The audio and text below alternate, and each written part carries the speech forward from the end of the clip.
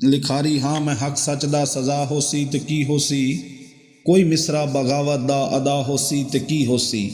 मेरे शेरां ते जालिम जे खफा होसी ते की होसी। इस सिर मेरा जे तन कोलू जुदा होसी ते की होसी। जद्दां किस्मत निमाणी दे सितारे ठीक नहीं होंदे, तदां औखी गुजरदी है गुजारे ठीक नहीं होंदे।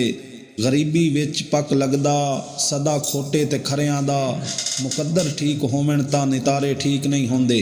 छुड़ा के उंगली बचपन विच ए मां मेरी ने दस्सिया हा, तू खुद पैरां ते टुरिया कर सहारे ठीक नहीं होंदे।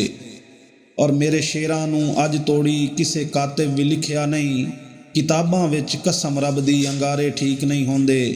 और मेरी अखियां दे सावें तू ना मिलिया कर रकीबां नूं, जनाजे कोल गैरां दे बुलारे ठीक नहीं होंदे।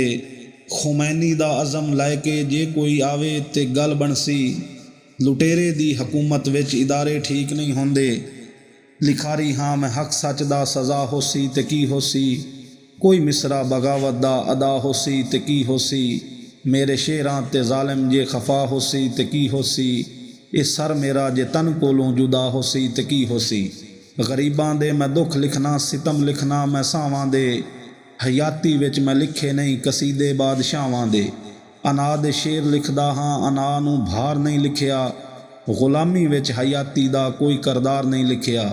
वडेरे ठग दे डेरे नूं कतन दरबार नहीं लिखिया, किसे होछे उचक्के नूं कदी सरदार नहीं लिखिया। मैं राठां दा लिखारी हाँ मैं पग नूं ताज लिखदा हाँ, किसे बनरी दी अजमत लई हया नूं दाज लिखदा हाँ।